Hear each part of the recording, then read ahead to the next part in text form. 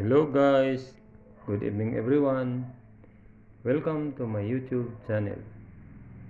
Today we will discuss about the schematic diagram of control and power circuit of the across the line magnetic starter.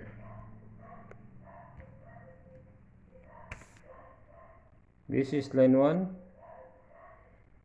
then connected sa ating overload relay 95 terminal 95 normally close.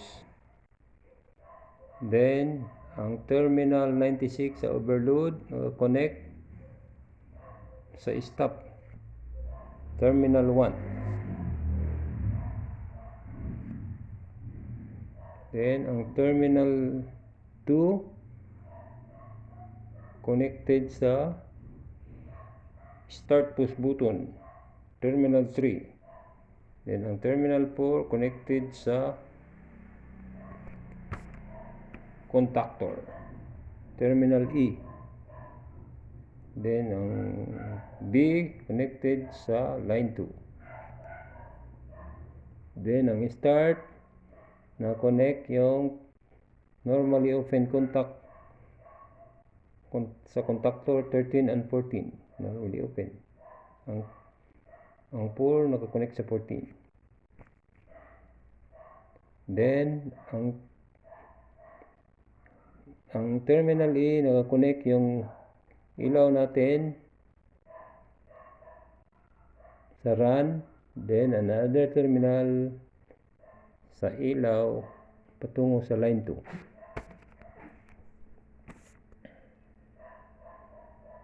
Then ang line 1 terminal connected sa overload relay 97 terminal normally open. Ang 98 sa overload terminal naka-connect sa ilaw pult. Then ang other terminal connected sa line 2. Then naka-parallel ang pult buzzer terminal, ang other terminal sa buzzer patungo sa line 2 for pult or trip.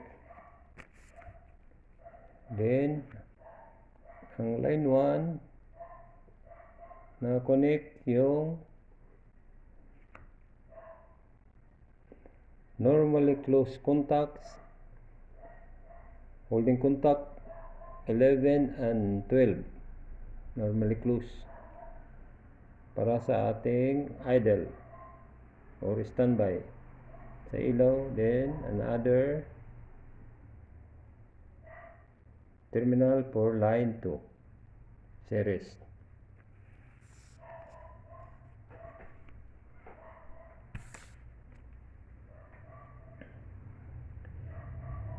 I-on natin yung start, activate, magko-close ang contact sa 13 and 14. Then this contactor energize, gumana. Then yung ilaw umilaw, run. Then i-off natin, stop. Then this one wala ng supply, back to normally open. Then mamatay yung contactor, mamatay yung ilaw. Then without dili natin i-energize ang start. Ito umilaw ang idle dahil normally close yung 11 and 12. May supply naman ang line 2 for standby.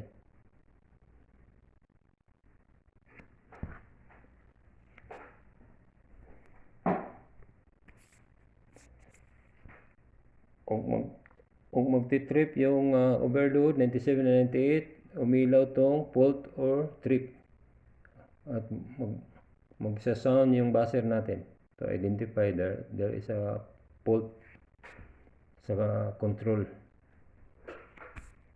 or problem.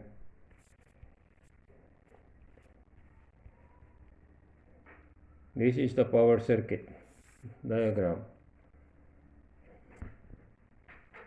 This is line 1, line 2, line 3. This is a circuit breaker, circuit breaker, circuit breaker. And ang circuit breaker patungo sa magnetic contactor. 1, 3, 5, 2, 4, ug 6. Then, yung magnetic contactor connected to overload relay. Overload relay. Overload relay. This is terminal 1 sa atong motor. 3-phase. This is terminal 2 from overload. This is terminal 3 from overload. A simple power circuit breaker.